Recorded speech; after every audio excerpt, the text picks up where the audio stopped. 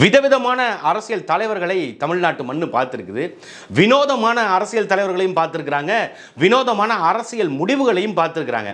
அப்படி இருக்கிற இந்த சூழலில் வீக்கெண்ட் பாலிடிக்ஸ் பண்ணுறதுக்கு ஒரு அரசியல் தலைவர் இங்கே வர்றாப்புல. வீக்கெண்டில் மட்டும்தான் நான் அரசியல் பேசுவேன், வீக்கெண்டில் மட்டும்தான் எனக்கு ஞானோதயம் வரும், வீக்கெண்டில் மட்டும்தான் என்னால் பேச முடியும், மற்ற நாட்களில் நான் ரொம்ப பிஸி அப்படின்னு அதை பற்றிலாம் நாங்கள் கவலையே படலை அப்படின்னு ஒரு தலைவர். ஆனால் அவருக்கு முட்டு கொடுக்கறதுக்கு ஒரு வாரியர் படையை வைத்துக்கொண்டு, நாங்கள்லாம் வாரியர்ஸ், விர்ச்சுவல் வாரியர்ஸ், நாங்கள் அப்படியே விரிச்சு வச்சோம்னா எங்கள் கடையில் அப்படி அமோகமாக வியாபாரம் நடக்கும், நாங்கள் தான் இனிமேல் வியாபாரத்தில் நம்பர் 2ஆக மாறப்போகிறோம், இந்த 2026 தேர்தலுக்கு உடைய முடிவில் உங்கள் எல்லாத்துக்கும் நாங்கள் யாருன்னு காட்ட போகிறோம் அப்படின்னு வீக்கெண்ட் பாலிடிக்ஸ் பண்ணிட்டு ஒரு கட்சி தெரியுது. நான் என்ன சொல்கிறேன் அப்படின்னா, நீங்கள் டிவிகே அப்படின்னு கட்சி பேரை வச்சதுக்கு பதிலாக எஸ்என்பின்னு வச்சுக்கோங்க. அதுதான் உங்களுக்கு முழுக்க முழுக்க பொருத்தமாக இருக்கும். என்ன எஸ்என்பி அப்படின்னா, சாட்டர்டே நைட்டு பார்ட்டி.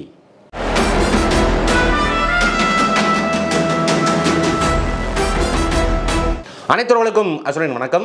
தமிழக வெற்றி கழகத்தினுடைய தலைவர் திரு விஜய் அவர்கள் தமிழ்நாடு முழுக்க சூறாவளி சுற்றுப்பயணமாக சுழண்டு வரப்போறாரு. அவர் சுறா படத்தில் நடித்ததை விட மிக ஆக்ரோஷமாக இந்த களத்தில் இறங்கி இருக்கிறாரு. சுறா படத்தினுடைய அந்த வேட்டை, வசூல் வேட்டையை விட இதில் வாக்கு வேட்டை நாங்கள் அதிகமாக நடத்த போகிறோம் அப்படின்னு பஞ்ச் டயலாக் பேசிக்கிட்டு சில பேர் தமிழ்நாட்டில் தெரிகிறாங்க. அப்படி சுற்றுப்பயணம் மேற்கொள்வதற்கு காவல்துறை கிட்ட அனுமதி கேட்டு திரு விஜய் அவர்களுடைய கட்சியை சார்ந்தவர்கள் போய் மனு கொடுத்துருக்குறாங்க.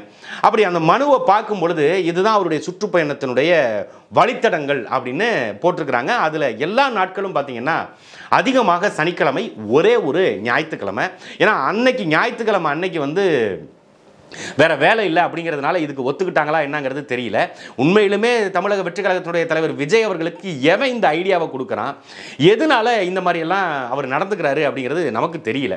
நம்ம நம்பகத்தகுந்த வட்டாரங்கள் என்ன சொல்கிறாங்கன்னா, ஜான் ஆரோக்கியசாமிங்கிறவர் தான் இந்த முழு பயண திட்டத்தையும் வடிவமைத்தார், அதுக்கு ஒரு அரசியல் காரணம் இருக்குது, அது ஜான் ஆரோக்கியசாமிக்கே தெரியாது, அதை சொன்னது தளபதி விஜய் அவர்கள் தான். தமிழக வெற்றி கழகத்தினுடைய தலைவராக இருக்கக்கூடிய தளபதி விஜய் அவர்கள் அவர் சனிக்கிழமை கூட்டம் நடத்தினா மக்கள் அதிகமாக பாதிக்கப்பட மாட்டாங்க, பள்ளிக்கூடங்கள் இருக்காது, கல்லூரிகள் இருக்காது, அதனால அந்த காலகட்டத்தில் நடத்தினா யாருக்கும் இடையூறு இருக்காது அப்படின்னு அவரோட ஞானோதயத்தில் தோன்றதுனால அவர் இதை சொல்லியிருக்கிறாரு. இது மட்டும் காரணம் இல்லைங்க, இன்னொரு மிக முக்கியமான காரணம் இருக்கு. மற்ற அரசியல் கட்சி கூட்டங்கள்லாம் பாருங்க, திங்கட்கிழமை, செவ்வாய்க்கிழமை, புதன்கிழமை, வியாழக்கிழமை, வெள்ளிக்கிழமை, சனிக்கிழமை, ஞாயிற்றுக்கிழமை எல்லா நாளும் கூட்டம் நடக்கும். ஆனால் நாங்கள் ஒரு வித்தியாசமான பாலிடிக்ஸ் பண்ணுறோம்.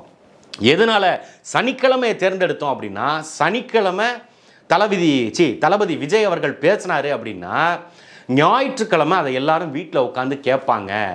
அந்த ஞாயிற்றுக்கிழமை கேட்டுட்டு அந்த திங்கட்கிழமை, செவ்வாய்க்கிழமை, புதன்கிழமை அது விமர்சனங்கள் எழும், விவாதங்கள் எழும். அந்த விவாதத்தின் மூலியமா என்னென்ன கருத்துக்கள்லாம் வருதோ அதையெல்லாம் உள்வாங்கி கொண்டு அதை வியாழன் வெள்ளியில் ஸ்கிரிப்ட் போட்டு எழுதி அதுக்கப்புறமேட்டு அதை வெள்ளிக்கிழமை நைட்டு உட்காந்து மனப்பாடம் பண்ணி சனிக்கிழமை பகல் முழுக்க ரிஹர்சல் பார்த்துட்டு சனிக்கிழமை சாயங்காலமாக வாந்தி எடுப்பாப்ல. அப்படி ஒரு வித்தியாசமான பாலிடிக்ஸு இது அரசியல்லையும் ஒரு ஸ்டண்ட்டை ஏற்படுத்தும், பொதுமக்கள் மத்தியிலையும் ஒரு மிகப்பெரிய தாக்கத்தை ஏற்படுத்தும், மீடியாக்கும் நல்ல தீனி போட்ட மாதிரி இருக்கும். ஏன்னா சனி ஞாயிறு அப்படிங்கும்பொழுது அந்த டிஆர்பி ரேட்டிங் ஹைப்பில் இருக்கும். அந்த நேரத்தில் விஜய் அவர்கள் பேசினா ஊடகங்களுக்கு நல்ல டிஆர்பி வரும், அதனால விஜய் அவர்கள் இதை இப்படி தேர்ந்தெடுத்திருக்கிறாரு அப்படின்னு சமூக வலைதளத்தில் எழுதுறாங்க. நீங்க மக்களுக்கு அரசியல் பண்ண வந்தீங்களா, இல்ல ஊடகத்துக்கு டிஆர்பி ரேட்டிங்கை இன்க்ரீஸ் பண்ண வந்தீங்களா? நீங்க மக்களுக்கு அரசியல் செய்ய வந்தீங்களா, இல்ல உட்காந்துக்கிட்டு உங்களை பத்தி விவாதிக்கணும், உங்களை மீடியா பேசிக்கிட்டே இருக்கணும், அதில் நிறைய விமர்சனங்கள் வரணும், அதை வச்சு நம்ம குளிர்காயணும் அப்படின்னு வந்தீங்களா? நீங்கள் மக்கள் நலன் மீது அக்கறை உள்ளவர்கள், மக்களுக்காக போராடக்கூடியவன்னு சொல்கிறவங்க எந்த நாள் எந்த நேரத்தில் கூப்பிட்டாலும் போய் நிற்கிறதுக்கு தயாராக இருக்கணும். நான் வீக்கெண்டில் மட்டும்தான் பாலிடிக்ஸ் பண்ணுவேன், நான் வார இறுதி நாட்களில் மட்டும்தான் வருவேன், இல்லைன்னா மற்ற நாட்களில் வந்தால் மக்களுக்கு இடையூறு ஏற்பட்டுரும். இதில் மிகப்பெரிய உருட்டு எது தெரியுமில்ல, மற்ற நாட்களில் கூட்டம் நடத்தினா அந்த இடம் ஸ்தம்பிச்சு போயிருமா, அதனால நாங்கள் வார இறுதி நாட்களை தேர்ந்தெடுத்திருக்கோம். இங்கே பாரு, உண்மையை ஒத்துக்கங்க, உங்கள் தளபதி விஜய் சனி ஞாயிறு மட்டும்தான் வெளில வருவார், எல்லா நாளும் வெளியில் தெரிஞ்சால் உடம்புக்கு ஆகாது, 6 மணிக்கு மேலே ஆட்டோ ஓடாது, அதனால 6 மணிக்குள்ளே கூட்டத்தை முடிச்சிடணும், அதனால நாங்கள் இந்த மாதிரி பண்ணுறோம் அப்படின்னு நிதர்சனமான உண்மையை ஆமான்னு ஒத்துக்கிட்டு போயிருங்க. அதை விட்டுட்டு மக்களுக்கு இடையூறு ஏற்படும். இப்போ நீங்கள் மதுரையில் மாநாடு நடத்துனீங்க, அதனால எந்த மக்களும் பாதிக்கப்படலன்னு நினைக்கிறீங்களா? தமிழ்நாடு முழுக்க அங்கங்கே இருந்து மக்கள்லாம் கிளம்பி வந்தீங்க. தாவேகாவை சார்ந்தவங்க விஜய் அவர்களை பார்க்கறதுக்கு அங்கேருந்து எல்லாம் கிளம்பி வந்தீங்க. டோல் பிளாசாக்களில் வந்து கூட்ட நெரிசல் ஏற்படலையா? அதில் மக்கள் பாதிக்கப்படலையா? சாலைகளில் நீங்கள் பயணிக்கும் பொழுது அந்த மாநாட்டு திடலுக்கு பக்கத்தில் இருக்கிற மக்கள்லாம் பாதிக்கப்படலையா? மக்கள் பாதிப்புன்னு ஏற்பட்டுச்சு. அப்படி ஏற்படும், மக்களுக்காக நாங்கள் பாதிப்பே ஏற்படாமல் கூட்டம் நடத்தணும் அப்படின்னா ஆன்லைனில் தான் கூட்டம் நடத்தணும். எங்கேயுமே வராமல் வீட்டுக்குள்ளேயே பனையூர்லேயே உட்காந்து ஒரு வீடியோ கான்ஃபரன்ஸில் உட்காந்து நீங்கள் பாட்டு பேசிகிட்டு இருக்கலாம். ஏன்னா நீங்கள் கையில் பேப்பர் வச்சுருக்கிறதோ இல்லை ஸ்கிரிப்டோ எதுவுமே நீங்கள் எடுக்க முடியாதுல்ல, எதுவும் தெரியாது. எதனால சனிக்கிழமையை தேர்ந்தெடுக்கணும் அப்படின்னு பார்த்தா சாட்டர்டே நைட்டு பார்ட்டி. ஏன்னா சனிக்கிழமை அதை வந்து கூட்டத்தை முடிச்சுட்டு நல்லா போய் சரக்கை போட்டு நல்லா மட்டையாயிட்டு ஞாயிற்றுக்கிழமை ஃப்ரெஷ்ஷாக எந்திரிச்சு மற்ற வேலைகள்லாம் பார்த்துட்டு வீட்டில் கறி கஞ்சி எடுப்பாங்க, சாப்பிட்டுட்டு திங்கக்கிழமைக்கு மேலே பொழப்ப பார்க்கலாம். இதில் அதிகமாக வேலைக்கு போகிறவங்க பாதிக்கப்படுவாங்க. அப்பா எவ்வளவு கரிசனம். சரி, நீங்கள் கூட்டத்துக்கு பிரச்சாரங்களுக்கு சனிக்கிழமை மட்டும்தான் நீங்கள் வருவீங்க, மக்களுக்கு இடையூறு ஏற்பட்டுரும், அதனால் நீங்கள் சனிக்கிழமை மட்டும்தான் நீங்கள் ஆர்ப்பாட்டங்கள், கூட்டங்கள், பொதுக்கூட்டங்கள் நீங்கள் நடத்துவீங்க அப்படின்னா ஒருவேளை சட்டமன்றத்துக்கு நீங்கள் ஜெயிச்சு போயிட்டீங்கன்னு வைங்க, ஜெயிக்கிறதுக்கு வாய்ப்பு இல்லை, இப்படி இருந்துக்கிட்டு நீங்கள் 2வது இடம்னு வேற பேசிக்கிட்டு இருக்கீங்க, ஜெயிக்கிறதுக்கு வாய்ப்பு இருக்காதுன்னு வைங்க. அப்படி நீங்கள் ஒருவேளை ஜெயிச்சுட்டா மற்ற நாட்களில் சட்டமன்றத்துக்கு பக்கத்தில் வந்தால் அங்கே இருக்கிற மக்கள்லாம் ஒன்று கூடிடுவாங்க, சென்னை வந்து ஒரு ஸ்தம்பிச்ச நகரமாக மாறிடும். அதனால் நான் சனிக்கிழமை தான் சட்டமன்றத்துக்கு வருவேன்னு சொல்லுவீங்களா?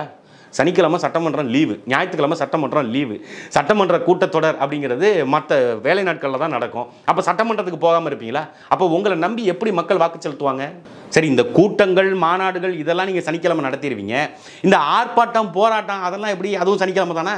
இப்போ யாராவது வந்து ஆக்கிரமிப்புங்கிற பேரில் என் வீட்டை இடிக்கிறாங்க அப்படின்னு சொல்லி யாராவது கூப்பிட்டு, தலைவரை சீக்கிரம் வந்து போராடுங்க தலைவரை, இந்த மாதிரி ஆக்கிரமிப்புங்கிற பேரில் என் வீட்டை இடிக்கிறாங்க, நீங்கள் வந்து உடனடியாக அதை தடுத்து நிறுத்துங்க, வந்து டக்குன்னு போராட்டத்தை பண்ணுங்க அப்படின்னு சொல்லி கூப்பிட்டா, இல்லை இன்றைக்கி நான் கொஞ்சம் பிஸியாக இருக்கேன், சாட்டர்டே ஈவினிங் ஒரு 3 o'clock மேலே கால் பண்ணுங்கள், நான் ஒரு 3:30க்கு நான் ஸ்பாட்டுக்கு வந்துடுறேன், எனக்கு லொக்கேஷன் அனுப்பிடுங்க, அங்கே வந்து ஒரு 2 மணி நேரம் ஆர்ப்பாட்டம் பண்ணிட்டு ஒரு 5:45 5:30க்கெல்லாம் நான் கிளம்பிடுவேன். ஏன்னா 6 மணிக்கு மேலே ஆட்டோ ஓடாது, அதனால் சாட்டர்டே நம்ம அந்த போராட்டத்தை வச்சுக்கோம் அப்படின்னு சொல்லுவீங்களா? கெயில் எரிவாயு குழாய் பதிக்கிறதுக்கோ இல்லை நியூட்ரினோ ஆய்வுக்கோ இல்லை மீத்தேன் ஹைட்ரோ கார்பன் எடுக்கிற திட்டத்துக்கோ அதிகாரிகள் வந்து இடத்த கையகப்படுத்த போகிறாங்க அப்படின்னு அவங்க திங்கக்கிழமையோ செவ்வாய்க்கிழமையோ வந்து கையகப்படுத்துகிறாங்க அப்படின்னா, இல்லை இன்றைக்கெல்லாம் நீங்கள் வந்து எதுவும் பண்ணாதீங்க, நான் சாட்டர்டே ஈவினிங் ஃப்ரீ ஆகிடுவேன், சாட்டர்டே ஈவினிங் நாங்கள் வருவேன், அப்போ வந்து ஹைட்ரோ கார்பன் திட்டத்துக்கு எதிராக, மீத்தேன் திட்டத்துக்கு எதிராக நம்ம வந்து போராட்டத்தை பண்ணி அந்த இடத்த மீட்டுருவோம் அப்படின்னு சொல்லி பேசிடுவீங்களா? இல்லை இந்த என் தெருவில் வந்து சாக்கடை அடைச்சிக்கிச்சுங்க, அதனால் வந்து இதை உடனடியாக தூர்வாரணும், உடனடியாக அதை சரி பண்ணணும் அப்படின்னா உடனடியாக நீங்கள் வந்து போராட்டம் நடத்துங்க அப்படின்னா, இல்லை சனிக்கிழமை நான் வர்றேன், திங்கக்கிழமை சொல்கிறவனுக்கு சனிக்கிழமை நான் வந்து போராட்டம் பண்ணுறேன், அதுக்கப்புறம் சாக்கடை அடப்பை எடுத்துருவாங்க, ஞாயிற்றுக்கிழமை லீவு, அதனால் அன்னைக்கு விட்டுட்டு திங்கக்கிழமை எடுத்துருவாங்கன்னா ஒரு வாரம் அங்கே இருந்தானே செத்து போயிடுவேன். சாக்கடை அடைச்சி அந்த இதில் வாயு ஏதாவது கசிஞ்சுது, அதில் பாதிக்கப்பட்டாங்கன்னா அவன் அன்னைக்கே செத்து போயிடுவான். அப்போ அவன்கிட்ட போய் சனிக்கிழமை தான் போராட்டம் பண்ணுன்னு சொல்லுவியா? இல்லை, நீங்கள் எந்த போராட்டத்துக்கு நீங்கள் சனிக்கிழமை தான் பண்ணுவேன் அப்படின்னு நீங்கள் வந்து தேதி குறிப்பிட்டு மக்களுக்கு பாதிப்பு இல்லாமல் மக்களுக்கு தெரியறதுக்கு தான் ஒரு கட்சி கூட்டமே நடத்துது. அந்த அடிப்படை அறிவு கூடவா இல்லை? மக்கள் வெளிப்படையாக அந்த பகுதியில் வாழ்கிற மக்களுக்கு தெரியணும், அவங்களுக்கு வந்து அந்த கருத்துக்கள் போய் சேரணும் அப்படிங்கிறதுக்காகத்தான் கூட்டங்களே முதல்ல போடுறீங்க. நீங்கள் உங்கள் கட்சிக்காரங்களே எந்த இடையூறும் இல்லாமல் வந்து பேசிட்டு போகிறதா அரங்கத்தில் நடத்திட்டு போகலாம்ல கூட்டத்தை, அது எதுக்கு பொது வழியில் போட்டுக்கிட்டு? பொதுமக்கள் ஏதாவது ஒரு ரூபத்தில் அதில் பாதிக்க தானே படுவாங்க. அந்த அடிப்படை அறிவு கூட இல்லாத ஒரு கூட்டம் தான் தமிழக வெற்றி கழகத்தினுடைய இந்த கூட்டம். இன்னொன்று சொல்கிறாங்க வீக்கெண்ட் பாலிடிக்ஸ் பண்ணுறாங்க அப்படின்னு. வீக்கெண்ட் பாலிடிக்ஸ் பண்ணுற அளவுக்கு வீணாக போயிட்டார் அவங்க தலைவர். உங்கள் கட்சியின் தலைவருக்கு வீக்கெண்ட் பாலிடிக்ஸ் மட்டும்தானா? ஏன் அப்படி என்ன அவருக்கு வீக்கெண்டு மீது அவ்வளவு வீக்கம் இருக்குது? ஏன்னா கருத்துக்கள் இல்லை, மக்களை சந்தித்து நேரடியாக பேச முடியாது. நீங்கள் பாருங்கள், இப்போ இந்த சனிக்கிழமை திருச்சி, அரியலூர், பெரம்பலூர் 3 இடத்துலையும் அவர் கூட்டம் போடுறாராம். 3 இடத்துலையும் 15 நிமிஷம் பேசுவாராம். 15 நிமிஷத்தில் ஒரு ஒட்டுமொத்த மாவட்டத்துக்கான சிக்கல்களை உங்கள் தளபதி விஜயால், நீங்கள் சொல்லுகின்ற அந்த தளபதி விஜயால் பேசிட முடியுமா? ஒரு 1/4 மணி நேரத்தில் மக்கள் போராட்டத்தில் மக்கள் பிரச்சனையை பற்றி நீங்கள் என்ன பேசுவீங்க? அதெல்லாம் பேச மாட்டாங்க. எப்போதும் வழக்கம் போல் இப்போ மாநாட்டில் நடந்துச்சுல்ல அந்த மாதிரி கூட்டத்தை போட்டு அங்கே மேடையில் நின்றுக்கிட்டு ஓ அங்கிள், ஓ அங்கிள், ஓ அங்கிள், ஆண்டி, ஓ ஆண்டி, ஓ ஆண்டி, ஓ ஆண்டி அங்கிள்னு சொல்லி பாட்டை பாடிட்டு கிளம்பி போயிடுவாப்புல. அதை நம்பிக்கிட்டு அவர் 2வது இடத்துக்கு வந்துடுவார். அவர் வந்து திமுகவுக்கு எதிர் போட்டி நாங்கள் தான், டிஎம்கே இல்லைன்னா இங்கே இருந்து டிவிகே 2 பேருக்கு நடுவில் தான் போட்டி. எதில்? டிஎம்கே ஊராட்சி மன்ற தலைவர் வந்து நகையை திருடினாங்க, டிவிகே வந்து நகையை திருடுறது, இந்த மாதிரி வேலைகளில் செய்கிறது, அதில் உங்கள் 2 பேருக்கும் போட்டியா? மக்களுக்கான பிரச்சனைகளை 15 நிமிடத்தில் நீங்கள் எப்படி பேசுவீங்க? ஒரு கட்சியினுடைய தலைவர் மக்களுடைய பிரச்சனை, சித்தாந்தம், இங்கே இருக்கிற சிக்கல்கள், ஒரு விவசாயிக்கு ஒரு பிரச்சனைங்க, அந்த பிரச்சனையை 15 நிமிஷத்தில் நீங்கள் எப்படி பேசுவீங்க? விவசாயிகளுக்கு நீர் இங்கே வந்து இல்லை, விவசாய நிலங்களை ஆட்டைய போடுறாங்க, விவசாயிகளுக்கு மின்சார தட்டுப்பாடு இருக்குது, இலவச மின்சாரம் அப்படின்னு சொல்லிட்டு அதை இரவு நேரத்தில் மட்டும்தான் கொடுக்குறாங்க, விவசாயிகள் அங்கே அந்த இதில் பாதிக்கப்படுறாங்க, அவங்களுக்கு உரிய ஊதியம் கிடைக்க மாட்டேங்குது, அப்படியே பொருளை விளைவிச்சு அதை கொண்டு போய் கொடுத்தாலும் அதுக்கான அடிப்படை விலை கிடைக்க மாட்டேங்குது, அதுக்கான அடிப்படை ஆதார விலையை கேட்டு விவசாயிகள் போராடுறாங்க. இதை பேச ஆரம்பித்தாலே கிட்டத்தட்ட 20லேருந்து 25 நிமிஷம் ஆகும். ஆனால் 15 நிமிஷத்தில் ஒரு கூட்டத்தில் பேசி முடிச்சுட்டு போயிட முடியும் அப்படிங்கிறது என்ன மாதிரியான பாலிடிக்ஸ்? இது எங்களுக்கு புரியல. நீங்கள் ஒரு கட்சியினுடைய தலைவர் அப்படின்னா இந்த படத்தில் ஒரு 5 மணி நேரத்துக்கு ஸ்கிரிப்ட் இருக்கும், அதை சுருக்கி 2.5 மணி நேரத்தில் எப்படியாவது எடுக்கணுங்கிறதுக்காக தேவையில்லை, இந்த விஷயம்லாம் தேவையில்லை அப்படின்னு கட் பண்ணி தூக்கி போடுவாங்க. அப்படி நினச்சிட்டிங்களா அரசியலை? சரி, 15 நிமிஷத்தில் பேசிட்டு போயிடுறீங்க. இப்போ வந்து நீங்கள் வந்து தேர்தல் ஆரம்பிக்கிறதுக்கு முன்னாடி சுற்றுப்பயணம் வர்றதுனால இதை வந்து 15 நிமிஷத்தில் பேசிடுவோங்கிறீங்க. மக்களுடைய குறைகளை எப்போ கேட்பீங்க? சனிக்கிழமை தான் வருவீங்க, சனிக்கிழமை மத்தியானத்துக்கு மேலே வருவீங்களா, ஹோட்டலில் இருப்பீங்களா, அப்படியே நேராக கூட்டத்துக்கு வருவீங்களா? இதுக்கு நடுவில் மக்களை சந்தித்து மக்களுடைய பிரச்சனை நீங்கள் எப்போ கேட்பீங்க? மக்களை முன்ன பின்ன சந்திச்சு இருந்திருந்தா மக்களுடைய பிரச்சனைகள் என்ன, இன்னல்கள் என்னங்கிறத அவங்கள்ட்ட கேட்டிருந்திருந்தா அவங்களுக்கு எவ்வளோ நேரம் ஆகுங்கிறத அவங்க அந்த கட்சிக்கோ அந்த கட்சியினுடைய தலைமைக்கோ தமிழக வெற்றி கழகத்தினுடைய பொறுப்பாளர்களுக்கோ தெரிஞ்சிருக்க வாய்ப்பு இருக்குது. ஒருத்தர் ஒரு பிரச்சனைன்னு வந்து சொல்ல வந்தாருன்னா கிட்டத்தட்ட அரை மணி நேரத்தில் இருந்து 40 நிமிஷம் ஆகும். நீங்கள் எவ்வளவு சுருக்கி சொல்லுங்கள் அப்படின்னு சொன்னாலும் அவங்க அந்த பிரச்சனையுடைய தீவிரத்தை சொல்லுவதற்கு அவங்க அதை எலாபரேட் பண்ணி தான் சொல்லுவாங்க, அதை விஸ்தரித்து தான் சொல்லுவாங்க. அப்படி சொல்லும் பொழுது குறைஞ்சது 20 நிமிஷம் ஆகும். ஒரு பிரச்சனையை கேட்கறதுக்கு 20 நிமிஷம், பிரச்சனையை கேட்கறதுக்கே 20 நிமிஷம்னா அதை உள்வாங்கி பேசுறதுக்கு எவ்வளவு நேரம் தேவைப்படும்? ஆனால் அதையெல்லாம் கருத்தில் எடுத்துக்காம அவர் வருவாரா, பிரச்சனைகளை கேட்பாரா, 15 நிமிஷத்தில் பேசிடுவாரா, எது ஒன் வேர்டு பதில் சொல்லுவீங்களோ, அவங்க கேட்குற கேள்விக்கு சரி செய்து விடுவோம் அப்படின்னு சொல்லி பதில் சொல்லிட்டு போவீங்களோ மேடையில் நின்று?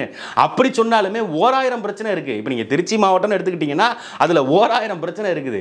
இங்கே குடிநீர் சரியாக விநியோகப்படலை, பாதாள சாக்கடை திட்டம் இன்னும் முழுமையாக நிறைவடையலை, வரிங்கிற பேரில் இங்கே மாநகராட்சி அதிக வரியை ஈட்டிக்கிட்டு இருக்கிறாங்க, வாங்கிக்கிட்டு இருக்கிறாங்க. கிராமங்களையெல்லாம் மாநகராட்சி விரிவாக்கம்ங்கிற பேரில் அந்த கிராமங்களை சேர்த்து அதுக்கு சேர்த்து வரியை போட்டுருக்காங்க. இந்த மாதிரி பல பிரச்சனைகள் இருக்குது. உய்யகொண்டான 6 பிரச்சனை இருக்குது, இதில் பாலக்கரையில் ஓப்பாலம் பிரச்சனை இருக்குது, இங்கே இஸ்லாமிய நிலங்கள் வந்து வக்பு வாரியத்தினுடைய இடங்கள் அபகரிக்கப்படுது. இந்த மாதிரி எண்ணற்ற பிரச்சனைகள் இருக்குது. காந்தி மார்க்கெட் பிரச்சனை இருக்குது, காந்தி மார்க்கெட்டில் வேலை பார்க்குற ஊழியர்கள் பிரச்சனை இருக்குது, அங்கே வேலை பார்க்குற தொழிலாளர்களுக்கு சரியான சம்பளம் கொடுக்க முடியல, அவங்களுக்கு வந்து அந்த காய்கறி விற்பனையாளர்கள் அவங்களுக்கு வந்து நஷ்டம் ஏற்படுது, அங்கே விஸ்தரிப்பு அந்த காந்தி மார்க்கெட்டை விரிவாக்கம் செய்வதற்கு எந்த வேலையுமே செய்யப்படலை, இங்கே மாநகராட்சி முழுக்க டிராஃபிக் இருக்குது. இது எல்லாமே அதாவது நிர்வாக சீர்கேடு அப்படின்னு எடுத்துக்கிட்டாலே இங்கே 1000 பிரச்சனை இருக்குது. இதை தாண்டி பொது பிரச்சனை விவசாயம் இருக்குது, மின்சார விநியோகம் இருக்குது. இதையெல்லாம் 15 நிமிஷத்தில் எப்படி பேசுவார்? சரி, இப்போ நீங்கள் வந்து சனிக்கிழமை இரவுகளில் சனிக்கிழமை சாயங்காலங்களில் திரு விஜய் அவர்கள் பேசிட்டு போயிடுறாருன்னு வச்சுக்குவோம். தேர்தல் பிரச்சாரத்தப்போ நீங்கள் எப்படி கேட்பீங்க? சனிக்கிழமை மட்டும்தான் அனுமதி கேட்பீங்களா? இல்லை தேர்தல் நடத்துறதே நீங்கள் சனி ஞாயிறில் தான் நடத்தணும், அப்போ தான் மக்களுக்கு பிரச்சனை இல்லாமல் இருக்கும், டிராஃபிக் இல்லாமல் வந்து மக்கள் வாக்கு செலுத்திட்டு போவாங்க அப்படின்னு சொல்லுவீங்களா? இல்லை என்ன காரணம்னு தெரியல. நீங்கள் கூட்டம் நடத்தினா டிராஃபிக்கே வராது, சனிக்கிழமை நீங்கள் நடத்துறீங்க, சனிக்கிழமை நீங்கள் நடத்துறதுனால அதனால் மக்கள் யாரும் பாதிக்கப்படாமல் இருப்பாங்களா? எல்லா நேரங்கள்லையும் பாதிக்கப்படுவாங்க. நீங்கள் சனிக்கிழமை மட்டும்தான் பாலிடிக்ஸ் பண்ணுவீங்க. ஒரு கட்சியினுடைய தலைவர் என்பவர் மக்களுக்கு ஒரு போராட்டம், ஒரு மக்களுக்கு ஒரு பிரச்சனை அப்படின்னா கூப்பிட்ட அடுத்த நொடி அதுக்கு போய் நிற்கணும்.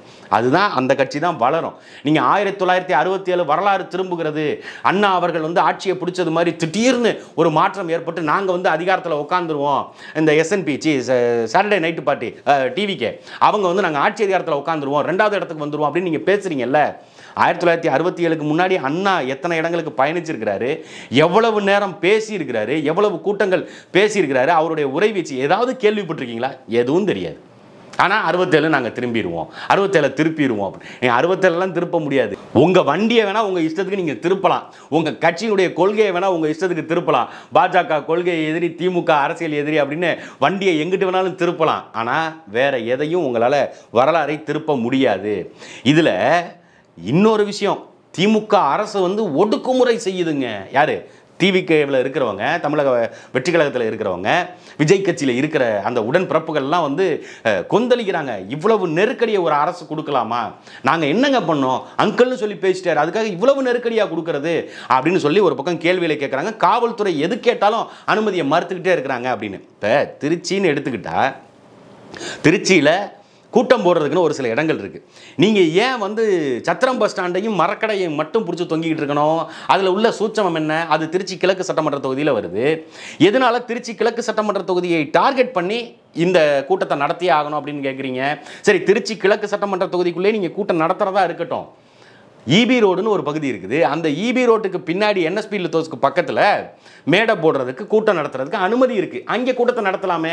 காவல்துறை தரப்புலேயும் அதை சொல்லியிருக்கிறதுக்கு வாய்ப்புகள் இருக்குது. இல்லை காவல்துறை சொன்னாங்களா, இல்லை சொல்ல மறந்துட்டாங்களான்னு தெரில. அப்போ அந்த பகுதியில் நீங்கள் கூட்டம் நடத்தலாம். அங்கே வந்து மக்கள் தொந்தரவு இருக்காது, எந்த மக்களுக்கும் பாதிப்பு இருக்காது. நீங்கள் பைபாஸ்லேருந்து வந்தால் ஓயாமரி சுடுகாடு வழியாக அங்கிட்டு பக்கத்தில் வந்துட்டு பக்கத்துலேயே போயிடலாம். அப்படி எல்லா வசதிகளும் அங்கே இருக்குது. ஏன் அந்த இடத்துல கூட்டம் நடத்தக்கூடாது? தமிழக வெற்றி கழகம் எதனால சத்திரம் பஸ் ஸ்டாண்டையும் மரக்கடையும் நீங்கள் கேட்கணும்? அப்போ அந்த இடத்துல டிராஃபிக்கை ஏற்படுத்தணும். அதில் மீம்ஸ் நீங்களே போடுறீங்க. அதாவது உங்கள் கட்சியினுடைய தலைவர் இருக்கார்ல விஜய் அவர்கள், அவர் வந்து சனிக்கிழமை எந்த மக்களுக்கும் பாதிப்பு இருக்கக்கூடாது, பள்ளி கல்லூரி மாணவர்களுக்கு பாதிப்பு இருக்கக்கூடாது, அதனால சனிக்கிழமை தேர்ந்தெடுத்தாரு அப்படின்னு ஒரு பக்கம் இங்கிட்டு உருட்டுறீங்க. இன்னொரு பக்கம் நீங்களே மீம்ஸ் போடுறீங்க. சத்திரம் பஸ் ஸ்டாண்டில் கூட்டத்துக்கு அனுமதி கேட்டோம், அங்கே கொடுக்கல, மரக்கடை தான் அனுமதி கொடுப்போங்கிறாங்க, மரக்கடையில் நம்ம கூட்டத்தை போட போகிறோம், ஓ கோட் வேர்டு அக்செப்டட், புரிஞ்சிருச்சு. அப்போ மரக்கடையிலேருந்து சத்திரம் பஸ் ஸ்டாண்டு வரைக்கும் கூட்டம் நிற்கணும் அப்படின்னா அவ்வளோ கூட்டத்தை நம்ம திரட்டணும். அப்போ அதில் மக்கள் பாதிக்கப்பட மாட்டாங்க. சனிக்கிழமை ஆம்புலன்ஸுகள் எதுவுமே வேலை செய்யாதா? இல்லை சனிக்கிழமை யாருக்குமே உடம்பு சரியில்லாமல் போகாதா? யாருமே அன்றாட அவர்களுடைய பொருட்களை வாங்குறதுக்கு போகிறதுக்கு வர்றதுக்கு பயணிக்கிறதுக்கு மக்கள் பயணிக்க மாட்டாங்களா சனிக்கிழமை? சனிக்கிழமை எல்லாரும் வீட்டை பூட்டிட்டு உட்காந்துக்குவாங்களா? என்ன காரணம்னு இருக்குல்ல. எதுவுமே இல்லாமல் சும்மா வாய்க்கு வந்ததை உளறிட்டு போகிறது. காவல்துறை அனுமதி மறுப்பு பாருங்க. புஷி ஆனந்த் வந்து அனுமதி கேட்க வந்தார், அவர் மேலே ஒரு கேஸை போட்டு விட்டாங்க. அனுமதி கேட்க வந்த புஷி ஆனந்த் அனுமதியை கேட்டுக்கிட்டு பொட்டியை சத்திட்டு வீட்டை பார்த்து போயிருக்கணும். ஆனால் அவர் என்ன பண்ணுறாரு, ஏர்போர்ட்டுக்கு பக்கத்தில் இருக்கிற பிள்ளையார் கோயிலில் போய் நான் சாமி கும்பிட்டு தான் போவேன். எது நேர்த்தி கடன் வச்சிருந்தாரா புஷி ஆனந்த்? திருச்சியில் ஏர்போர்ட்டுக்கு எதிர்த்த மாதிரி இருக்கிற பிள்ளையார் கோயிலில் தான் போய் நான் சாமி கும்பிடுவேன் அப்படின்னு எதுவும் இருக்கா? அப்படி இல்லை. அந்த இடத்துல நீங்கள் டிராஃபிக்கை உருவாக்கணும் அப்படின்னு நீங்கள் பர்டிகுலராக பண்ணியிருக்கீங்க. அவர் காரை எடுத்து காவல்துறை அதிகாரிகள் சொல்லியிருக்காங்க டிராஃபிக் ஆகுதுங்க, கொஞ்சம் வண்டி எடுத்து ஓரமாக போடுங்கன்னு சொல்லியிருக்கிறாங்க. ஆனால் அதையும் மீறி அப்படிலாம் எடுக்க முடியாது. எங்கள் கட்சியினுடைய பொதுச் செயலாளர் வந்திருக்கிறாரு புஷி ஆனந்த், அவர் வந்து எவ்வளோ பெரிய ஆள் தெரியுமா அப்படின்னு அவர்கிட்ட வீரவசனம் பேசினா அவர் என்ன பண்ணுவார்? காவல்துறை அதிகாரி ஒரு வழக்கை போட்டுட்டு போவார். எங்க ஒன்றுமே இல்லைங்க. ஏர்போர்ட்டுக்குள்ளே, இதே திருச்சி ஏர்போர்ட்டுக்குள்ளே மதிமுகவுக்கும் நாம் தமிழர் கட்சிக்கும் சண்டை. இதில் காவல்துறை எந்த இடத்துலையும் பாதிக்கப்படலை, காவல்துறைக்கு எந்த இதுவும் இல்லை. மதிமுகவும் நாம் தமிழர் கட்சியும் மோதிக்கிறாங்க. அதுக்கும் அண்ணன் சீமான் அவர்களுக்கும் வைகோ அவர்களுக்கும் கூட சம்பந்தம் கிடையாது. வெளியில் நின்ன தொண்டர்களுக்குள்ள ஒரு சின்ன சலசலப்பு சண்டை. அதில் காவல்துறை வழக்கு பதிவு செய்யுது. எப்படி பதிவு செய்யுது? பாதிக்கப்பட்ட சண்டை போட்ட மதிமுகவோ நாம் தமிழர் கட்சியோ வந்து வழக்கு கொடுக்கல. வழக்கு போட்டது யாருன்னா ஒரு எஸ்ஐ. என்னன்னு சொல்லி தெரியுமா போட்டாரு? என் டூ வீலருடைய சைட் மிரர் உடஞ்சிருச்சு. அந்த வழக்கு 8 ஆண்டுகள் கழிச்சு போன மாதம் தான் அந்த வழக்கு வந்து முடிச்சு வைக்கப்பட்டுச்சு. ஒரு சைடு மிரர் உடஞ்சிருச்சு அப்படின்னு சொல்லி. சைடு மிரரை கேட்டால் நாம் தமிழர் கட்சிக்காரங்களோ இல்லை மதிமுக கட்சிக்காரங்களோ காசு கொடுத்து எஸ்ஐக்கு வாங்கி கொடுத்துருக்க போகிறாங்க. ஆனால் காவல்துறை அப்படி தான் வழக்கு பதிவு செய்யும். நீங்கள் டிராஃபிக்கை பாதிப்பு ஏற்படுத்தி நீங்கள் ரோட்டை பிளாக் பண்ணி நின்னா நீங்கள் இடையூறாக இருந்தீங்கன்னு ஒரு வழக்கு போடத்தான் செய்வாங்க. வழக்கை எதிர்கொள்கிறதுக்கு திமுக அடக்குமுறை செய்யுது, ஒடுக்குமுறை செய்யுது. நீங்கள் அங்கே போகிறதுக்கு பர்மிஷன் வாங்கியிருக்கீங்களா? நீங்கள் கூட்டத்தோடு போகிறீங்க, போய் சாமி கும்பிட நீ சாமி கும்பிடவே போ, நீ கூட்டத்தோடு போகிற, நாங்கள் கூட்டமாக அங்கே வர்றாங்க அப்படின்னு நீங்கள் முன்னேற்பாடு எதுவும் காவல்துறைக்கு சொல்லியிருக்கீங்களா? இல்லை. அப்படி அனுமதியை மீறி நீங்களே முன்னேற்பாடு இல்லாமல் மொத்தமாக ஒரு 1000 பேர் சேர்ந்து நாங்கள் போவோங்க அப்படின்னு நீங்கள் போனீங்கன்னா வழக்கு போட தான் செய்வாங்க. வழக்கை சட்ட ரீதியாக எதிர்கொண்டு தான் ஆகணும். இப்போ இந்த கூட்ட அனுமதி விஷயத்துலையும் காவல்துறை இவ்வளோ ஒரு இடையூறு கொடுக்குறாங்க அப்படின்னு நீங்கள் சொல்கிறீங்கல்ல. இந்த 3 இடங்களை தாண்டி உழவர் சந்தை இருக்குது. திருச்சியில் உழவர் சந்தை இருக்குது, உழவர் சந்தை மைதானம் இருக்குது. அந்த மைதானத்தில் நீங்கள் நடத்துக்கலாம், கோர்ட்டுக்கு பக்கத்திலே தான் இருக்குது.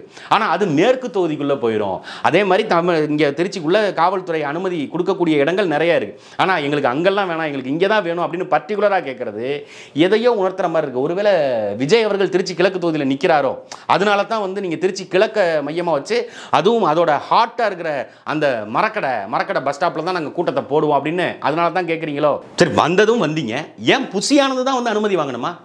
திருச்சி மாவட்டத்தில் தமிழக வெற்றி கழகத்தில் யாருமே ஆட்கள் இல்லையா? டிவிகேவுக்குன்னு தனியாக வழக்கறிஞர்னு வச்சுருந்தீங்களே.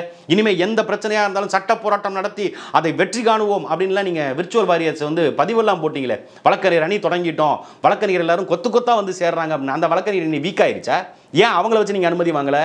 எல்லா கட்சிகள்லையும் ஒரு கட்சியினுடைய தலைவர் வந்து அந்த ஊருக்கு வர்றாரு, ஒரு கூட்டத்துக்கு அனுமதினா அங்கே இருக்கிற நிர்வாகிகள் தான் போய் அனுமதி கேட்பாங்க. காவல்துறைகிட்ட அனுமதி கேட்கறதா இருக்கட்டும், இல்லை நில உரிமையாளர்கள்ட்ட கேட்கறதா இருக்கட்டும், ஒருவேளை அது மாநகராட்சி நகராட்சி இடங்களாக இருந்துச்சுன்னா அவங்கள்ட்ட அனுமதி கேட்கறதா இருக்கட்டும், இது எல்லாத்தையும் அந்தந்த மாவட்ட நிர்வாகிகள் தான் பார்ப்பாங்க. ஆனால் தமிழக வெற்றி கழகம் இது தலைகீழ் அரசியல்ல வீக்கெண்ட் பாலிடிக்ஸ் பண்ணுறாங்கல்ல. அந்த weekend politics Saturday night party என்ன பண்ணுறாங்க, அந்த பார்ட்டியினுடைய பொதுச் செயலாளர் தாங்க வந்து அனுமதி வாங்கணும். எதுக்கு? அவரை தாண்டி இங்கே யாரும் இல்லை, அந்த கட்சியில் யாரும் இல்லை அப்படின்னு காட்டுறதுக்காகவா? இல்லை அவர் பெரிய வாய்ஸ் படைச்சவருங்க, அவர் முன்னாள் எம்எல்ஏங்க, அதனால மற்ற அதிகாரிகள்லாம் அப்படியே கிடுகிடுன்னு நடுங்கிடுவாங்க. அவர் எம்எல்ஏவாக இருந்திருக்கலாம், அது பாண்டிச்சேரியில். பாண்டிச்சேரி பாலிடிக்ஸ் வேற, அங்கே இருக்கிற போலீஸ் வேற, அங்கே இருக்கிற நிர்வாகம் வேற. இது தமிழ்நாடு, இங்கே இருக்கிற காவல்துறை வேற, அவங்களுடைய நிர்வாகம் வேற, அவங்களுடைய கெடுபிடிகள் வேற, அவங்களுக்கு கொடுக்கப்பட்டிருக்கிற ஆணைகள் வேற. இந்த மாதிரி எந்த இதுவுமே தெரியாமல் புஷி ஆனந்த் வந்துட்டாருங்க, புஷி ஆனந்த் வந்துட்டா போலீஸ் எல்லாம் தெரிச்சு ஓடணுமா? அவர் என்ன பிரைம் மினிஸ்டரா? புஷி ஆனந்த்னா அவர் பெரிய அதிகாரி, அவரை பார்த்து சல்யூட் அடிக்கிறதுக்கு? தமிழ்நாடு காவல்துறை அப்படித்தான் டீல் பண்ணோம். நீங்கள் இந்த ஒரு கூட்டத்துக்கு அனுமதி மறுக்கிறாங்க அப்படிங்கிறதுக்கு அடக்குமுறை ஒடுக்குமுறை, அங்கிள் பயந்துட்டாரு, ஆன்டி பயந்துட்டாங்க, அவங்க பயந்துட்டாங்க, இவங்க பயந்துட்டாங்க. நாம் தமிழர் கட்சி கூட்டங்கள், நாம் தமிழர் கட்சி இல்லை, எந்த அரசியல் கட்சியாக இருந்தாலும் கூட்டம் போடும் பொழுது ஆளுகின்ற அரசு தரப்பு நெருக்கடி கொடுக்கத்தான் செய்யும். நீங்கள் போய் அனுமதி கேட்ட உடனே காவல்துறையிட்ட போய் எங்கள் கட்சியினுடைய தலைவர் வர்றாருங்க, நாங்கள் இங்கே கூட்டம் போட போகிறோம், சூப்பர், அருமையான திட்டம், நீங்கள் கூட்டத்தை இங்கே போடாதீங்க, இங்கே கூட்டம் வராது, அதனால கூட்டம் இருக்கிற இடத்துல நல்ல நட்டு பஸ் ஸ்டாண்ட்லேயே பார்த்து இங்கே கூட்டத்தை போடுங்க, அங்கே எல்லா மக்களும் வருவாங்க, தமிழ்நாடு முழுக்க ஒரு மிகப்பெரிய அதிர்வலை ஏற்படுத்தும், அதனால் அங்கே நீங்கள் கூட்டத்தை நடத்திக்கங்க அப்படின்னு காவல்துறை அனுமதி கொடுக்குமா? காவல்துறை பொதுமக்களுக்கு பாதிப்பு இல்லாத மாதிரி, போக்குவரத்துக்கு பாதிப்பு இல்லாத மாதிரி ஏற்கனவே அனுமதிக்கப்பட்ட இடங்கள் எங்கே இருக்குது, அந்த இடங்களில் நீங்கள் சொல்லுகின்ற கூட்டம் வந்தால் நீங்கள் இருக்கைகள் போடுறதுக்கு அங்கே வசதிகள் இருக்குதா, எத்தனை இருக்கைகள் போடணும், எத்தனை ஒலிபெருக்கி வைக்கணும், அந்த ஒலிபெருக்கினால் பக்கத்தில் மருத்துவமனையோ இல்லை பக்கத்தில் வேறு ஏதாவது மக்கள் பயன்பாடு அதிகமாக இருக்கிற இடங்கள் இருந்துச்சுன்னா அங்கே இருக்கிறவங்களுக்கு பாதிப்பு ஏற்படக்கூடாது. இப்படி எல்லா விதிமுறைகளையும் கடைபிடிச்சு தான் ஒரு கட்சிக்கு கூட்டம்னு கொடுப்பாங்க. அந்த இன்னல்கள் எல்லாத்தையும் தாண்டி தான் நீங்கள் அரசியல் பண்ணணும், அதை தாண்டி தான் நீங்கள் கூட்டம் நடத்தணும். ஆனால் தொட்ட 90க்கெல்லாம் காவல்துறை அடக்குமுறை பண்ணுது, ஒடுக்குமுறை பண்ணுது, எங்களை நசுக்கிறாங்க, எங்களை கூட்டம் நடத்த விட மாட்டேங்கிறாங்க, எங்களை பார்த்து பாய்ந்துட்டாங்க, அவங்க பேண்ட்டில் மூத்திரம் போயிட்டாங்க அப்படின்னு இதையே பேசிக்கிட்டு இருந்தீங்கன்னா மக்கள் மத்தியில் அது எடுபடாது. தடைகளை தாண்டி தான் வரணும். நீங்கள் தடையவே தாண்டாமல் எனக்கு தடை போட்டுட்டான் அங்கிட்டு ஓரமாக நின்று கத்திக்கிட்டு இருந்து ஒரு பிரயோஜனமும் இல்லை. இங்கே இருக்கிற மாவட்ட நிர்வாகி போய் நீங்கள் கொடுக்க வேண்டியதானே, அனுமதி கொடுக்க வேண்டியதானே. புஷி ஆனந்த் தான் கொடுக்கணும் அப்படின்னா அந்த கட்சி அவ்வளவு வீக்கா இருக்கு அப்படிங்கிறது மக்கள் மத்தியில் வெளிப்படையா தெரியும். உங்க கட்சிக்கு மட்டும் அடக்குமுறை பண்றாங்க, உங்க கட்சிக்கு மட்டும்தான் ஒடுக்குமுறை பண்றாங்க, உங்களுக்கு மட்டும்தான் நெருக்கடி கொடுக்குறாங்க அப்படிலாம் இல்லை. எல்லா கட்சிகளுக்கும் இது நடக்கிறது தான். அதிமுக கூட்டம் நடத்தினப்ப ஆம்புலன்ஸை உள்ளே விட்டதை பார்த்தீங்கல்ல, ஆம்புலன்ஸ் உள்ளே வந்ததுக்கு அதிமுகவினர் அந்த ஆம்புலன்ஸை அடிச்சு நொறுக்கின காட்சிகளையும் பார்த்தீங்க. அவ்வளவு பக்குவம் இல்லாத ஒரு அரசியலை அதிமுக செஞ்சது நமக்கே பெரிய வியப்பாக தான் இருக்குது. எடப்பாடி பழனிசாமி இவ்வளவு ஆண்டுகாலம் அரசியலில் இருந்தவர், அவரே அந்த இடத்துல தவறி ஆம்புலன்ஸு அது பொது இதுக்காக பயன்படுத்துறது, அந்த இதில் நம்ம தாக்குனா நம்ம கட்சியை பற்றி என்ன நினைப்பாங்க அப்படிங்கிறது கூட தெரியாமல் ஒரு முதிர்ச்சியற்ற தலைவராக அதில் செயல்பட்டுட்டாருங்கிற வியப்பு நமக்கு இருக்குது. நம்ம சித்தப்பு தான், ஆனால் அந்த மாதிரி முடிவெடுத்துட்டாருன்னு. ஆனால் அதற்கு சற்றும் குறைவில்லாததான் நீங்கள் செய்கின்ற செயல்பாடு. அரசு இந்த மாதிரி நெருக்கடிகளை கொடுக்கத்தான் செய்யும், காவல்துறை இந்த மாதிரி நெருக்கடிகளை கொடுக்கத்தான் செய்வாங்க. அது அவர்களுக்கு கொடுத்துருக்கின்ற வேலை. இப்போ நாளைக்கு ஒரு சட்டம் ஒழுங்கு பிரச்சனை ஏற்படுது, ஒரு டிராஃபிக் ஜாம் ஏற்பட்டு அது கிட்டத்தட்ட ஒரு 3 மணி நேரம் 4 மணி நேரம் ஆகுது கிளியர் ஆகிறதுக்கு அப்படின்னா மேலதிகாரிகள் அவங்கள தான் கேள்வி கேட்பாங்க. எப்படி நீங்கள் பர்மிஷன் கொடுத்தீங்க, யாரை கேட்டு கொடுத்தீங்க? மெமோ கொடுக்குறது காவல்துறைக்கு தான் கொடுப்பாங்க. வேலையை விட்டு தூக்குறது, சஸ்பெண்ட் பண்ணுறதுனா அவங்கள தான் வேலையை விட்டு சஸ்பெண்ட் பண்ணுவாங்க, உங்களை யாரும் கேள்வி கேட்க மாட்டாங்க. அப்போ அந்த இடத்துல அதை நடத்தினா அப்படித்தான் நடக்கும் அப்படின்னு சொல்லி காவல்துறை ஒரு இன்ஸ்ட்ரக்ஷனை கொடுப்பாங்க, அனுமதி இல்லைங்கன்னு. நீங்கள் மக்களுக்காக உழைக்க வந்தவங்க அனுமதியை மீறி செய்ய வேண்டியதானே. அனுமதி பெற்றுத்தான் நீங்கள் செய்யணும். அப்படின்னா நீங்கள் சேஃப் ஜோனில் இருந்துக்கணும். மக்களுக்காக நாங்கள் எந்த பேரியரையும் உடச்சிட்டு வெளில வர மாட்டோம், ஆனால் நாங்கள் விர்ச்சுவல் வாரியர்ஸ் அப்படின்னு நீங்கள் பேசுனீங்கன்னா அது நகைப்புக்குரியதாக இருக்குமா இருக்காதா? இந்த தடையை கூட உங்களால் உடச்சிட்டு வெளில வர முடியல. நீங்கள் எப்படி மற்ற தடைகள் எல்லாம் உடைத்து மக்களுக்கான விடுதலையை நீங்கள் சாத்தியப்படுத்திடுவீங்க? எப்படி மக்களை நீங்கள் நல்லா வாழ வச்சிருவீங்க? ஒரு அதிகாரிகள், அந்த அதிகாரிகள் போடுகின்ற தடையவே உங்களால் எதுவும் பண்ண முடியல. நீதிமன்றத்துக்கு போகலாம், நீதிமன்றத்தில் நீங்கள் அனுமதி பெறலாம். அப்போ நீதிமன்றத்துக்கு போகிறதுக்கான கால அவகாசம் இல்லை. 15 நாளைக்கு முன்னாடி நீதிமன்றத்துக்கு போகணும். நீதிமன்றத்துக்கு போனால் அங்கே நீதிபதிகள் அவங்க காவல்துறை இது அரசு தரப்பு இந்த மாதிரி ஒரு விளக்கத்தை கொடுக்குறாங்க, மக்கள் அதிகமாக இருக்கிற இடமா இருக்குது, நீங்கள் வேறு இடத்துல கூட்டம் போட்டுக்கங்க அப்படின்னு சொல்லத்தான் செய்வாங்க. அங்கே நீதிமன்றத்தில் அப்படி சொல்கிறாங்க அப்படிங்கிறதுனால வழக்கறிஞர் தான் அங்கே போய் வாதாடணும். அங்கேயும் போய் உங்கள் புஷி ஆனந்த் போய் உள்ளே போய் நான் கட்சியினுடைய பொதுச் செயலாளர், நாங்கள் கூட்டத்தை நடத்தி ஆவோம், வர்றது யார் தெரியுமில்ல, பகவதி, நான் யார் தெரியுமில்ல, குட்டி பகவதினா அங்கெல்லாம் போய் பேசிகிட்டு இருக்க முடியாது.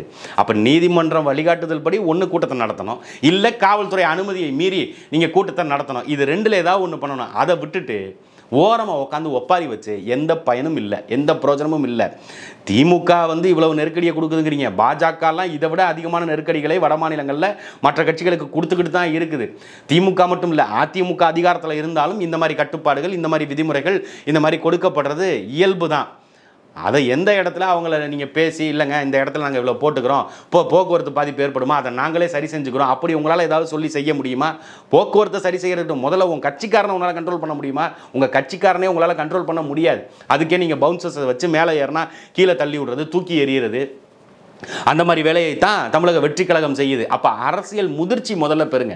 அதுக்கப்புறம் நீங்கள் தேர்தல் பயணம் வரலாம், சுற்றுப்பயணம் வரலாம். அதுக்கப்புறம் நீங்கள் இங்கே வந்து நீங்கள் காவல்துறையை குறை சொல்லலாம், காவல்துறை வந்து எங்களை ஒடுக்க நினைக்குது, அரசு வந்து எங்களை பார்த்து பயந்துருச்சு அப்படிங்கிற டயலாக்கெல்லாம் அப்புறம் பேசலாம்.